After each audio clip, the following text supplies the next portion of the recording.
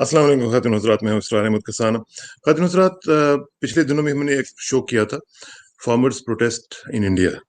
ये एक अजीब-सा फिनोमेना है। आपको याद होगा मुंशी प्रेमचंद जो थे, उन्होंने नॉवेल्स लिखे, उन्होंने बहुत लिखा और उसमें उन्होंने अ, उनको फ़ौत हुए भी तकरीबन उनकी डेथ को मेरा ख़्याल है कि 84-85 साल हो चुके हुए हैं।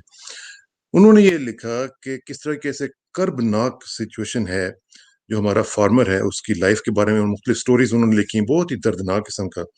वो जो सिलसिला है वो अभी तक चल रहा है। अब देखिए कि हमने पिछले काफ़ी दिनों से हम देख रहे हैं कि मामलात बहुत ख़राब होते जा रहे हैं। उनको कंट्रोल करने की कोशिश नहीं की जा रही, कम्युनिकेशन नहीं हो रही है। इंटरनेशनल लेवल के ऊपर रिएक्शन आना शुरू हो गया है। कनाडा के प्राइम मिनिस्टर ट्रूडो जो हैं, उन्होंने उसके ऊपर बात की है। मुख्तलिफ दीगर जो इदारे हैं, वो भी बात कर रहे हैं। कुछ लोग कहते हैं जी ये कॉर्पोरेटाइजेशन ऑफ फार्मर्स हो रही है। फिर एक इदारा है जिसको कहते हैं organisation of economic cooperation development. उसकी एक स्टडी आई है जो कि थोड़ी-सी पुरानी है। वो उन्होंने ये लिखा है कि 2000 और 2016 के दरमियान जो इंडियन फार्मर्स हैं, उन्होंने 45 लाख करोड़ रुपया लूज़ किया है। आप अंदाज़ा लगाइए ज़रा, इसका इसका अंदाज़ा लगाएँ कि कितना ज़्यादा लॉस है, 45 लाख करोड़ रुपया। ये एक्स्ट्राऑर्डिनरी लॉसेस हैं, ये फिनोमिनल सफरिंग है। अब यहाँ से अंदाज़ा लगाइए कि किस तरीके से मामलात ख़राब हो रहे हैं और उनके ख़राब होने दिया जा रहा है। अब कुछ लोग ये कहते हैं जी कि ह उनकी फ़ार्म जो इनकम है, वो इसलिए कम है क्योंकि बहुत ज़्यादा लोग काम कर रहे हैं उसपे। देखिए, ये जो है इश्यू ये बहुत ही सीरियस है। सुसाइड्स हो रही हैं, 3 लाख से ज़्यादा, बल्कि कुछ लोग तो कहते हैं 4 लाख तक जो जो सुसाइड्स हैं, वो हो चुकी हुई हैं। इकोनॉमिक सर्वेज़ जो हैं, वो आते हैं, तो वो कहते हैं कि जनाब 17 जो स्टेट्स हैं, उनमें जो एवरेज इनकम ऑफ फार्मर्स है, वो ₹20,000 सालाना है। अब कैन यू इमेजिन कि ₹20,000 में सालाना आदमी कैसे गुज़ारा कर सकता होगा? ये तमाम चीज़ें जो हैं, इनका आज हमने तजिया करना है और हमने एक ऐसी शख्सियत को दावत दी है जो जिनका ताल्लुक भारत से है, जिनका ताल्लुक सहाफ़त से है और जो खुद इस मामले में बहुत ज़्यादा एक्टिवली इंटरेस्टेड हैं और काम कर रही हैं। उनसे ज़रा बात करते हैं। रोहिणी सिंह साहिबा हमारे साथ मौजूद हैं भारत से। रोहिणी जी, गुड मॉर्निंग जी। मेरी गुड तरफ से गुड मॉर्निंग। मॉर्निंग और आपकी गुड इवनिंग। हमारा गुड इवनिंग। हाँ जी। कैसी हैं जी आप? बहुत अल्लाह का शुक्र है, आप बताएँ? ज़बरदस्त जी, ज़बरदस्त। Nice to see you. मैं ज़रा अपने लोगों को बता दूँ कि रोहिणी जी का बड़ा ही कंसिस्टेंट बैकग्राउंड है जर्नलिज़्म में, बड़ा इन्होंने लिखा है। क्वेश्चन ये है कि अगर इस तरह के मामलात हो रहे हैं, तो भारत सरकार जो है, ये फार्मर्स के साथ बात क्यों नहीं कर रही? क्यों नहीं कर रही? क्योंकि मैंने सुना है कि जी वो कहते हैं, हम किससे बात करें? उनका तो कोई रिप्रेजेंटेटिव ही नहीं है। तो फिर ये कैसे बात होगी? कम्युनिकेशन कहाँ पे आके रुक गई हुई है? क्यों नहीं हो रही? देखिए, ये गवर्नमेंट का क्लेम है, पर समझने वाली बात ये है कि किस तरह से इंडियन पार्लियामेंट में बिल पास होते हैं और किस तरीके से इस बिल को पास किया गया। एक प्रोसीजर है, पार्लियामेंट्री प्रोसीजर है कि जब एक बिल आता है, पहले वो उस कंसर्न मिनिस्ट्री, उस लॉ मिनिस्ट्री के साथ बैठ के उस बिल को ड्राफ्ट करती है। वो बिल फिर मिनिस्ट्रों के भी दरमियान सर्कुलेट होता है। उसके बाद वो उसपे अपने सजेशन देते हैं, जिसको फिर कैबिनेट अडॉप्ट करती है। उसके बाद वो बिल पार्लियामेंट में जाती है और वहाँ से एक्सेप्ट होने के बाद वो स्टैंडिंग कमिटी में जाती है। अब ये उस पार्लियामेंट्री स्टैंडिंग कमिटी का काम होता है कि वो स्टेक होल्डर्स को बुलाए, उसमें उनके इनपुट ले, इस बिल को पब्लिक डोमेन में डाले ताकि जो भी कंसर्न पार्टीज़ हैं, वो अपना सजेशन या जो भी फीडबैक उनका इस बिल के ऊपर है, वो दें। और उसके बाद ये सजेशन, ये जो ड्राफ्ट होता है, ये फिर से पार्लियामेंट में टेबल होता है, उसपे फिर एक डिबेट होती है दोनों हाउसेज़ में।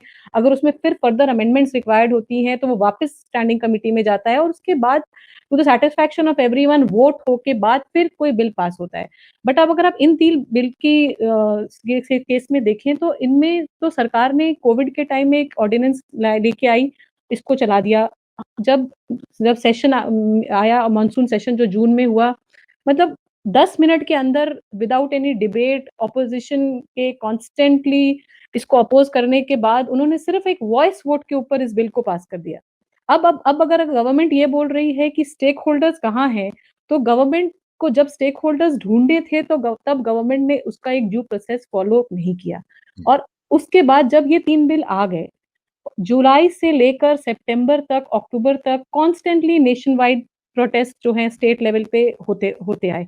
पंजाब में फार्मर्स ने स्टेट्स में प्रोटेस्ट किया, उन्होंने रेलवे चक्का जाम की। जब उनकी नहीं सुनी, तब वो आपके दरवाजे तक, दिल्ली तक दस्तक देने आए। तो ऐसा नहीं है कि स्टेक होल्डर्स नहीं बोल रहे थे, stakeholders were always there. अब आज उसके बावजूद भी गवर्नमेंट उन जब ये दिल्ली तक भी आ गए, दिलचस्प बात ये है कि तब भी गवर्नमेंट इनसे बात करने के लिए तैयार नहीं है। ये हरियाणा सूबे से होते हुए आए जहाँ पे कि बीजेपी की सरकार है, वहाँ पे इन्हें वाटर कैनन्स, लाठीचार्ज हर कुछ हुआ, बावजूद इसके ये दिल्ली तक पहुँचे। उसके बाद होम मिनिस्टर साहब इंडिया के कह रहे हैं कि यहाँ पे एक बुराड़ी स्टेडियम है, जो उसको हम ओपन जेल कहते हैं, कि आप वहाँ बैठेंगे, आप वहाँ धरना करेंगे, तो हम आपसे बात करेंगे। तो गवर्नमेंट हर लेवल पे किस तरीके से इनको रोका जाए, इनको डिस्करेज किया जाए, इनको आगे मतलब बढ़ने ना दिया जाए, government was trying that on all steps. वो तो अब व्हेन जब उन्हें अब लगा कि अब पानी सर से ऊपर उठ गया है, internationally the world is talking about it, the opposition has come forward in support, there are about 40 farm unions जो आई हुई हैं इस वक्त। सिर्फ अब ये पंजाब या हरियाणा का मसला नहीं है, ये पैन इंडिया मसला हो गया है। तो आज गवर्नमेंट अब उनसे बात, तो अब आपको कैसे मिल गए स्टेक होल्डर्स? आप उनके साथ 3-4 मीटिंग्स कर चुके हैं विज्ञान भवन में अलग-अलग दौर पे। कल एक एक पैन इंडिया भारत बंद है। Lockdown in the city tomorrow जो एक किसान कर रहे हैं। फिर एक परसों फिर एक लेवल ऑफ मीटिंग है। तो ऐसा नहीं है कि स्टेक होल्डर्स कहीं नहीं थे। गवर्नमेंट की अगर नियत हो, इरादा हो तो वो आपको मिलते हैं। अगर आप ना चाहें तो आप सोचते हैं कि आप आपने जो कश्मीर में किया, आपको लगा कि आप वो पंजाब में भी कर लेंगे या आप वो हुँ, किसानों के साथ भी कर लेंगे, तो वो अनफॉर्च्यूनेटली हो नहीं पाया गवर्नमेंट का। तो दे ठीक प्ले है। Didn't play the cards right. अच्छा रोहिणी जी, इसमें जो एक मामला है उसमें मिनिमम सपोर्ट प्राइस का भी है, एमएसपी जिसको कहते हैं। उसमें हमें फिर आपकी आवाज कट गई।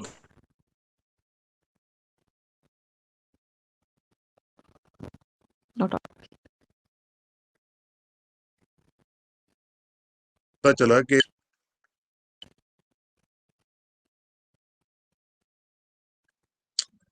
नहीं आ रही? हाँ, अब आ रही है। मिनिमम सपोर्ट प्राइस आपने बोला, हाँ, उसके बाद मुझे हाँ। नहीं आई। हाँ, मैं मिनिमम सपोर्ट प्राइस का पूछ रहा था कि 6% फार्मर्स को सिर्फ ये मिनिमम सपोर्ट जी, प्राइस मिलती है, बाकी 94% जो है वो मार्केट्स के ऊपर डिपेंड कर रहे हैं। ये तो बहुत बड़ा बिल्कुल। इश्यू है। इसको क्यों नहीं एड्रेस किया जा सका अभी तक? यही यही तो, जो गवर्नमेंट जब ये बिल लाई और जब फार्मर इसके लिए प्रोटेस्ट कर रहे थे, तो government was giving this argument कि ये तो सिर्फ 6% फार्मर्स को अफेक्ट करता है। तो हुँ, और मार्केट तो सबके लिए ओपन है, बट जो बात समझने वाली ये है कि अगर ये without MSP open market system इतना खूबसूरत होता और इतना कन्वीनिएंट होता, तो इतना इंडियन का फार्मर, जैसे कि आपने बोला वो जो मुंशी प्रेमचंद की बात कही और जो फार्मर डिस्ट्रेस की बात कही, जहाँ की 3 लाख फार्मर फ्रॉम 1995 टू 2011 का जो डेटा है, तो इतने फार्मर इंडिया में क्यों सुसाइड करते? मतलब कि कहीं न कहीं जो आप ओपन मार्केट की बात करते हैं, it is a flawed system. I mean hmm, let's accept it, we have copied it from the Americans. America में क्या फार्म डिस्ट्रेस नहीं है? मतलब मतलब America is giving a subsidy of $450 billion per year. तो अमेरिका का farmer भी उतना ही डिस्ट्रेस्ड है। तो वहाँ भी और वॉलमार्ट बल्कि है, वहाँ पे वहाँ भी जो छोटा फार्मर है वो तो तकरीबन खत्म ही हो गया हुआ है वहाँ पे। वहाँ वो तो वहाँ सब पे भी लोग मैंने भी पढ़ा कि वहाँ की भी एक कोई एजेंसी की स्टडी है जिसने ये बोला है कि 84% ऑफ द फार्मर जो है वो अब एग्रीकल्चर में ही doesn't want to be a farmer. हुँ, तो और America is a rich economy, वो इतना बड़ा बेल आउट पैकेज दे सकती है अपने फार्मर को, और वो आज से हाँ, नहीं दे रही है, हाँ, पिछले सतत 7 दिहाइयों से 7 डिकेड से ये चला आ रहा है।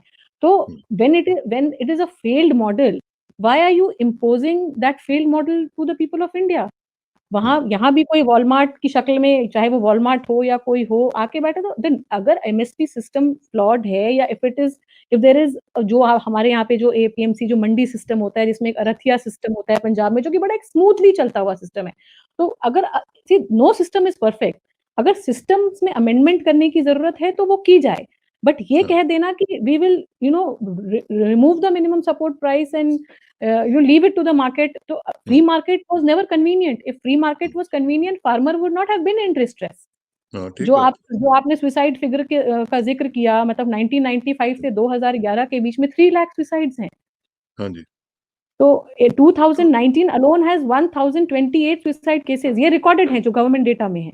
हुँ, हुँ, तो फिर इतने सुसाइड क्यों होते अगर open market was so good?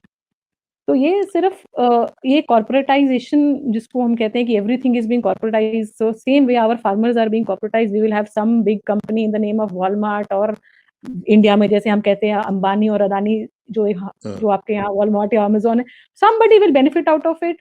आज फार्मर अफेक्ट होगा, कल कंज्यूमर भी अफेक्ट होगा, so the whole system is being served in a plate to तो प्रॉब्ली ये सम। जो प्रोटेस्ट हो रहा है, इसमें हमने देखा कि अभी तक तो पीसफुल रहा है, कोई ज्यादा गड़बड़ नहीं हुई है। फिर एक मेरा ख्याल है कि एक आधी डेथ भी हुई है।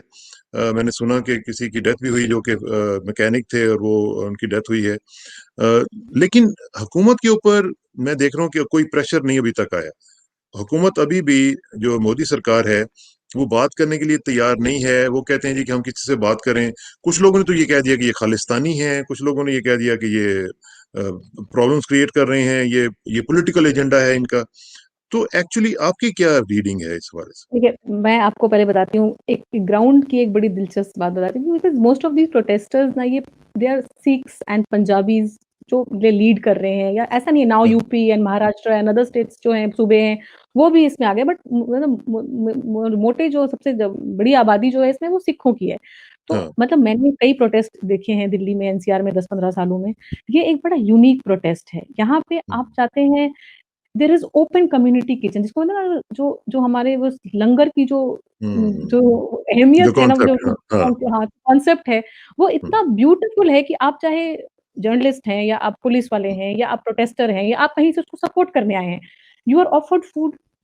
आपको वो हम्म, बिठा के, मतलब बड़ा इंटरेस्टिंग, एक दिन जब ये पुलिस लाठीचार्ज कर रही थी, उसके बाद इन्होंने पुलिस वालों को, कुछ बड़े बुजुर्ग सिख खान साहब, जो उन्होंने बोला, अच्छा तुसी ਇੱਥੇ ਬਹਿ ਜਾਓ, ਤੁਸੀਂ लंगर खाओ, जो तुसी रिपोर्ट करनी होगी तुसी कर लिया। So it is like that, मतलब हम्म, पंजाबियत जिसको मैं कहती हूँ ना, मतलब एक जो जो इस कौम के अंदर जो, मुझे हाँ, लगता है कि जो जो पंजाब जो टेरिटरी है ना, यूनाइटेड हाँ, हाँ, पंजाब वो के, खास है, खास इस चीज इसके जितनी मेहमान नवाज़ी किसी को है। पूरे हाँ, दुनिया में करने की कहीं नहीं नहीं, आती है। कहीं नहीं, तो वो एब्सोल्युटली। आपको यहाँ भी दिखता है, मतलब दे आर नॉट, ये जब विज्ञान भवन में जब सरकार के साथ इनकी जो 4-5 राउंड्स ऑफ टॉक्स हम्म, हुई हैं, वहाँ भी गए हैं, तो ये अपना खाना लेके गए हैं। अब बाय द वे विज्ञान भवन का खाना बड़ा इंटरेस्टिंग होता है, तो जब भी कोई डेलीगेशन वहाँ जाता है, तो कई जर्नलिस्ट तो इसलिए भी जाते हैं कि चलो यार, we will enjoy a good lunch. खाना खा लेंगे, हाँ, हाँ, खाना खाएँगे, तो मतलब ये बड़ा जोक भी होता है हमारे बीच में।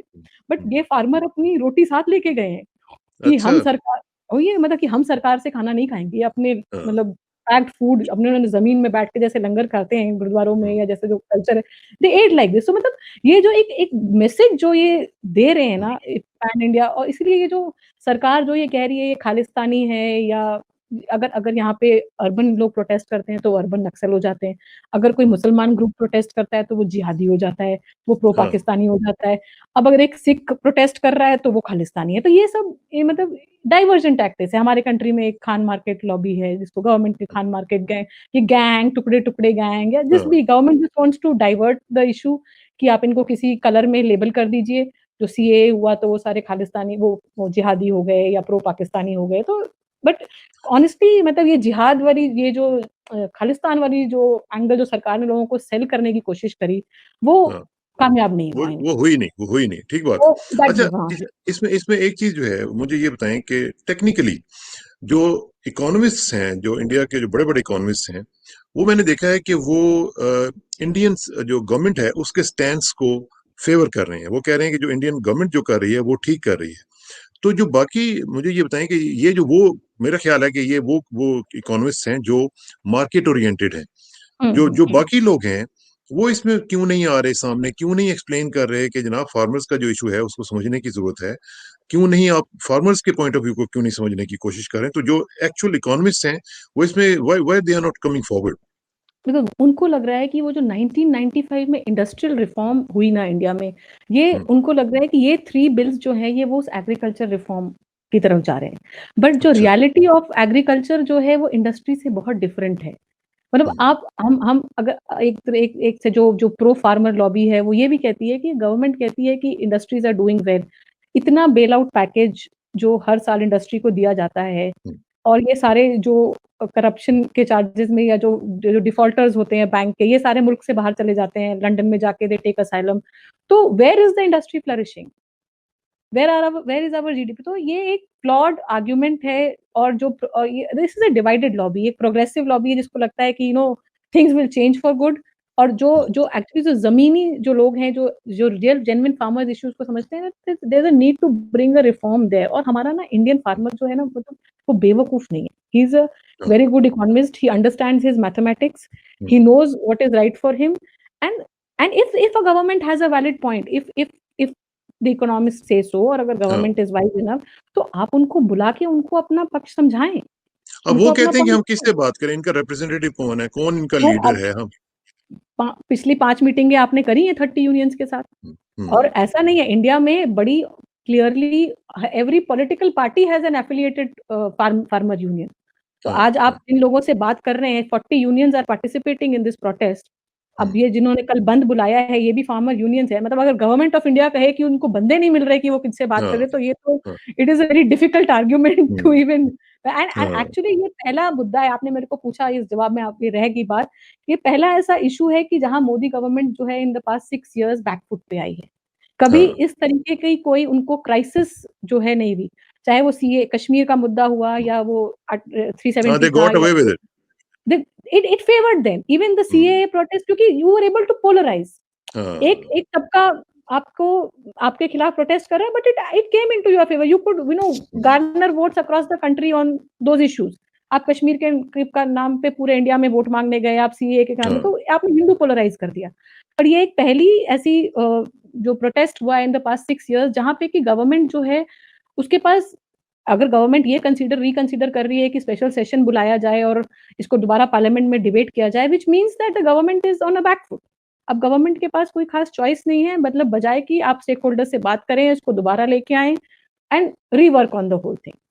अच्छा, इसमें जो मुझे जो लग रहा है, वो ये है कि ये सिलसिला रुकने वाला तो है नहीं। मुझे नहीं लगता कि जो पंजाब का फार्मर है वो जब तक उसके मुतालबात पूरे नहीं होंगे, वो वापस जाएगा।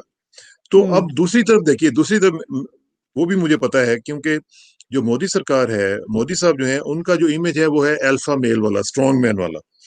अब मसला ये आ गया कि दोनों तरफ आग बराबर है लगी हुई। तो अब कैसे कैसे ये मामला ठंडे होंगे? What worries you actually the most? see these farmers, Punjab is going to give Modi government a very tough fight। इनको लगा कि ये कोई और इंडिया का हिंदी हार्टलैंड होगा, जहाँ पे कि आप लोगों को मतलब ईज़िली अपने हुँ, अपना हिंदू पॉलिटिक्स करके you can, but Punjab is not like that. Punjab is a hmm. Warrior state. हाँ, एंड बिल्कुल, दे बिल्कुल। एंड मतलब ये उनके उनकी नस्लों में है। उनके और खून ये में है। जो उनके खून में है, तो फिर हाँ, ये इनको मतलब एक बड़ी टफ फाइट देंगे। और ये आज से नहीं है, जब वो पगड़ी संभाल जट्टा मूवमेंट जो हुँ, थी, जब हाँ, 19 पिछले सेंचुरी के शुरू में, वहाँ से आप जाएँ, जालियांवाला हाँ, बाग हुआ, या हाँ, उसके बाद मतलब थ्रू आउट द हिस्ट्री, या 84 जब हम जिसको कहते हुँ, हैं, तो Punjab has always given a tough fight. और ये जो फार्मर है ना, मतलब हम if I compare it to the other movements that we have seen in Delhi, इनको कोई फ़र्क नहीं पड़ता है कि बाहर ठंड है, इनको सड़कों पे सोना है, दे आर प्रिपेयर्ड। वो वैसे भी रात को ये 2 तो उनकी बजे लाइफ़ है ना, ये तो उनकी डेली लाइफ़ है। तो ये हाँ, चीज़ें ना शायद गवर्नमेंट ऑफ इंडिया को समझ नहीं आई। हुँ, ये उन्होंने कैलकुलेट नहीं किया कि ये इस तरीके से उनको उनको खाने की कोई कमी नहीं है, वो कहते हैं जी हम 6 महीने का राशन लेके आए। हाँ, and there are gurdwaras, there are institutions, there are people who are coming out. हाँ, ऐसा नहीं है, हाँ, मतलब volunteers are coming out and funding them. Hmm, Khalsa Aid आई है, इंडिविजुअल्स, मैंने साइट पे देखा, इंडिविजुअल्स हैं जो अपने-अपने कैपेसिटी में जो भी कर सकते हैं, कोई मेडिकल हेल्प ला रहा है, कोई कुछ और लेके आ रहा है, जिसके पास अपनी कैपेसिटी में जो भी है, वो कर। तो farmers are here to sit. वो बड़े हुँ। क्लियर हैं कि जब तक आप हमारी इन तीनों, जिसको वो काला कानून कहते हैं, इनको जब तक आप वापस नहीं लोगे, हम यहाँ बैठेंगे। तो इसीलिए अब this is something that the government has also now understood, क्योंकि उन्होंने शायद पहले ये एंटीसिपेट नहीं किया और उनको लगा कि it is easy to get away the way they have got away with other things. तो लेकिन लेकिन रोहिणी जी, आपको याद होगा अन्ना हज़ारे की भी मूवमेंट हुई थी ना? उसमें भी हमने देखा और फिर जब वो मामलात उनके हमने देखा प्राइम मिनिस्टर मनमोहन सिंह साहब ने गिव इन किया था उसमें हुँ, और अन्ना हज़ारे साहब चले गए और फिर उसके बाद फिर आए भी नहीं। हालाँकि उसके ऊपर ऊपर कोई प्रैक्टिकल एक्शन भी नहीं हुआ। नहीं हुआ, लेकिन बिल्कुल, हाँ फिर जी। भी वो उनका चूँकि मकसद पूरा हो गया, वो चले गए। लेकिन यहाँ पे अब मुझे बताइए कि मोदी सरकार जो है, मोदी साहब का एक इमेज है कि जी वो तो पाकिस्तान को टेक ऑन करते हैं, वो कश्मीरियों को टेक ऑन करते हैं, सब कुछ है। लेकिन अब वो जो इमेज है, क्या आप समझती हैं कि वो शैटर हो सकता है कि अगर वो ये सोच रहे हो कि अगर मैंने इनके सामने गिव इन किया, तो मेरा तो ये सारा इमेज तबाह हो जाएगा और पॉलिटिकली मुझे सबसे बड़ा नुकसान होगा? वही वही सबसे बड़ी चिंता है इस टाइम मोदी सरकार की। हुँ, जैसे मैंने आपको पहले बताया कि पिछले 6 सालों में उन्हें कभी इस तरीके का रेजिस्टेंस फ्रॉम द मास नहीं हुँ, मिला। ये फर्स्ट हाँ, टाइम उनके साथ ऐसा हुआ है, तो यही उनके लिए भी, जो आप और मैं ज़िक्र कर रहे हैं, बात कर रहे हैं, उनके लिए भी ये सबसे बड़ा वो है, क्योंकि मोदी की अनलाइक मनमोहन सिंह, मोदी अपने आप को एक बड़ा मोदी साहब अपने आप को बड़ा एक मतलब स्टेट्समैन इमेज, जिसको आप जैसे चाहे वो उरी हो, चाहे बालाकोट हो, चाहे हम कहते हैं कि जी हमने चाइना के साथ भी फेस ऑफ व्हाटएवर, वो मोदी सरकार एक अपनी उनके एक मोदी साहब की एक अपनी बड़ी अच्छी इमेज है। तो वो जो है ना, वो इस टाइम एट स्टेक है। तो इसलिए ये जो गवर्नमेंट है, आज आज जैसे हमारे रविशंकर प्रसाद साहब मिनिस्टर ने एक कॉन्फ्रेंस करी और उन्होंने ये बताया कि इसमें तो कांग्रेस भी भागीदार थी, इसमें तो शरद पवार की पार्टी भी भागीदार थी, वो सब भी इस बिल के फेवर में थे। तो नाउ वो अब किसी तरीके से they are trying to save their skin. पर अब आज क्या हो गया है कि 17 पार्टीज जो हैं, रीजनल पार्टीज या national parties, they have come together in support of the farmers. By the way, farmers ने अपना इस पूरे मूवमेंट को बिल्कुल एपॉलिटिकल रखा है।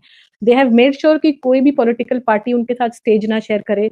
दे हैव नॉट लेट बल्कि एनी, उन्होंने कई लोगों को रिफ्यूज किया है, हाँ, डिक्लाइन किया है डिसाइड कि आप नहीं आ नहीं सकते। आ सकते उन्होंने, तो they have kept it to themselves. They have, अब ये है कि कल एक बंद है तो राजनीतिक पार्टियों को भी अपनी अपनी अपने अपने वोटर के पास कल जाना है फिर, तो नाउ दे हैव जम्प्ड। तो डेफिनेटली मोदी सरकार को अभी एक it's a crisis management situation where they have to now really understand कि अब they have to think about इसको मैनेज कैसे करें। तो ये भी एक ऑप्शन है जो हम अपने सोर्सेस से सुन रहे हैं कि government might have to call a session. इसके लिए एक सत्र बुलाएगी सरकार और फिर उस पे इसको डिबेट करेगी, चाहे ये बिल रद्द हो, न्यू फॉर्म में आए, अमेंडमेंट्स के साथ हाँ, आए, डिफरेंट नेम से आए। बट दैट इज गवर्नमेंट के पास, मतलब इस वक़्त कोई और विकल्प, जो उन्होंने सब करने की कोशिश कर ली है, बिकॉज़ दे जी, थॉट दैट खालिस्तान जो है काफ़ी इनको people will come out. But हाँ, जो अच्छी बात ये है कि लोगों ने जिस तरीके से पोलराइज़ हो जाते हैं, सिखों के मामले में वो नहीं हुआ, और फार्मर के साथ, हाँ, क्योंकि जैसे मैंने मेरा विषय होती है कि 60% इंडिया की जो आबादी है ना, वो कहीं न कहीं ये खेती से जुड़ी हुई है। मैं चाहे हाँ, दिल्ली में बिल्कुल, नौकरी करती हूँ, मेरा एक परिवार है जो गाँव में रहता है, मेरा कोई भाई होगा या मेरे चाचा जी होंगे या हुँ, मेरे पिताजी होंगे जो खेती करते होंगे, तो हर बिल्कुल ठीक। किसी का एक बैकग्राउंड है। तो इसीलिए किसान एक ऐसा इश्यू है कि it is affecting 60-70% of the population in this country. तो फिर डेफिनिटली गवर्नमेंट को भी they will have to, they I don't see for now कि ऐसी कोई दूसरी चॉइस है कि मीटिंग के, अब गवर्नमेंट ने 4 मीटिंग्स करी हैं हुँ, और गवर्नमेंट जो पहले थी कि दिस इज़ इट, उसने कुछ-कुछ अमेंडमेंट्स भी प्रपोज़ किए हैं, दे हैव एग्रीड टू हाँ, certain amendments also, but hmm. Farmer अपने अपने एजेंडा में बड़ा क्लियर है। तो अब ये है कि पेच अच्छा, कहीं अच्छा, फँसा हुआ है। इसमें इसमें रोहिणी जी, एक तो ये है कि जो गवर्नमेंट है, मेरी उनके कुछ लोगों से भी बात हुई, तो उन्होंने ये कहा कि हम लोग तो चाहते हैं, जब मैंने उनसे कहा ना कि जी फार्मर्स जो हैं वो बहुत पॉवर्टी में हैं और बहुत बहुत बुरी हालत है उनकी। अब देखें ना, 20,000 रुपया सालाना अगर कोई ईयरली इनकम पे रह रहा है तो उसका क्या बेचारे का हाल होगा। इसी वजह से सुइसाइड्स होंगी। वो कहते हैं कि एग्जैक्टली यही यही तो वजह है कि हम लोग चाहते हैं कि फार्मर्स की इनकम बढ़े। हम चाहते हैं कि फार्मर्स जो हैं वो रिच हों, और वो तभी होगा जब बड़े बड़े कॉरपोरेट इदारे आएंगे, बड़े बड़े काम करें, अमेजोन आएगा, दूसरे आएंगे, वो आके ये इनकी प्रॉपर्टीज, इनकी जो क्रॉप्स हैं वो इनको सेल करेंगे, तो उससे इनकी इनकम बढ़ेगी। अब जो फार्मर्स हैं वो तो इसके ऊपर एग्री नहीं करते, वो तो कहते हैं नहीं, ये तो हमारे, पहले इन्होंने हमारा पानी कब्जा किया, अब ये हमारी जमीनों पे कब्जा करना चाहते हैं। बिल्कुल, क्योंकि ये जो कॉन्ट्रैक्ट फार्मिंग की जो बात करते हैं कि इसमें इसमें वो जो एक इसका जो एक क्लॉज़ है, ये कहता है कि एक कॉन्ट्रैक्ट एक कंपनी एक किसान के साथ from 1 year to 5 year term के बीच में कर सकती है। उस 5 साल के दौरान ये जो कंपनी है, ये उस ज़मीन पे लोन ले सकती है, कर्ज़ हम्म, लेगी, और अगर उसके बाद उसकी अगर ये कंपनी डिफ़ॉल्ट कर जाए, बैंक डिफ़ॉल्टर हो जाए, तो ये कर्ज़ फिर कौन पे करे? हाँ, तो ये कर्ज़ जो है ये आ जाता है हमारे किसानों के ऊपर। फिर हम्म, किसानों के पास कोई राइट टू अपील नहीं है। मतलब एक हम एक जमहूरियत है, हमारा एक एक हाँ, एक जुडिशरी सिस्टम है इस कंट्री में। आप कह रहे हो कि अगर कोई डिस्प्यूट है, तो किसान जो है वो एसडीएम, सब डिविजनल मैजिस्ट्रेट, जो सबसे लोएस्ट सिस्टम का सबसे लोएस्ट जो इदारे में सबसे नीचे आता है, आप उससे ऊपर अपील नहीं कर सकते। हम्म, मतलब इफ मतलब ये तो शायद कभी भगत सिंह को कभी राइट टू नॉट अपील दिया गया था कि वो अपने, हाँ, तो ये तो वो वाली बात हो गई कि भारत का किसान, अगर मैं लोअर कोर्ट से सैटिस्फाइड नहीं हूँ, मैं हाई कोर्ट जाऊँगी, मैं सुप्रीम कोर्ट जाऊँगी, मैं उसको दोबारा अपील कर सकती हूँ। आप हाँ, कह रहे हो कि किसान का जो मुद्दा है वो एक एसडीएम से ऊपर लेवल पे जाएगा नहीं, और ये मतलब एक नोन फैक्ट है इस कंट्री में कि एसडीएम हम्म, से करप्ट कोई सिस्टम नहीं है इस देश में। तो आप हाँ, फिर किसानों को किनके भरोसे छोड़ रहे हैं? हम्म, और ये और इसमें फिर दूसरी बात जो आती है, वो जो बार-बार हर किसान कहता है कि अभी किसान अपनी अनाज को मंडी में बेचता है। एक अरथिया सिस्टम है जहाँ जो एक किसान और एक उस ब्रोकर या मिडलमैन, जिसके नाम से आप उस अरथिया कहते हैं, there is a relation between the farmer and that middleman. वो एक कई ठीक। सालों से चलता आया हुआ रिलेशन है, वो उसके पास अपना सामान लेके आता है, वो उसको वेट करता है, उसको उतारता है उसके ट्रैक्टर से, उसका वज़न होता है, उसकी कीमत लगती है, वो किसान को उसकी कीमत देता है और किसान उसको लेके घर चला जाता है। ये रथिया उसके आस-पास के गाँव में रहता है। आज ठीक। किसान के घर में आज शादी है, वो उसके पास जाएगा कि भैया मुझे थोड़ा-सा कर्ज़ दे दे, मैं हाँ, तो वो या मेरे को कोई और फाइनेंशियल नीड है, मैं उसके पास जाऊँगी वो मुझे दे। तो मेरा उसके साथ एक घर वाला रिश्ता है हाँ, और पर्सनल रिलेशन। ये बात हम नहीं कह रहे, ये बात लेट सुषमा स्वराज जी, लेट अरुण जेटली जी, इन लोगों ने भी फ्लोर ऑफ द हाउस में टाइम टू टाइम इस बात को एक्नॉलेज किया है, इस बात को एड्रेस किया। जब भी इस सिस्टम के साथ छेड़खानी करने की कोशिश की जाती थी, व्हेन हाँ, कांग्रेस वाज़ इन पावर, तो इस तरह के आर्गुमेंट ये बीजेपी के लीडर्स देते थे।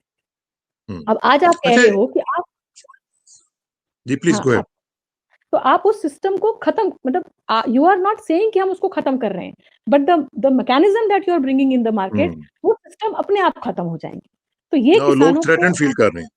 हाँ, तो their sense of security is lost. You feel hmm, secure dealing with us and ये हम लोगों की तरह शहरों में रहने वाले we are cold blooded people ये बड़े वार्म से लोग हैं, जिनको अपने लोगों हुँ, से ज़मीन से जुड़े हुए लोग हैं, एक-दूसरे के साथ हाँ, इनका इंटीमेट रिलेशन है। तो ये हाँ, कहाँ उन they don't want to deal with the corporates. And that's what I absolute. said.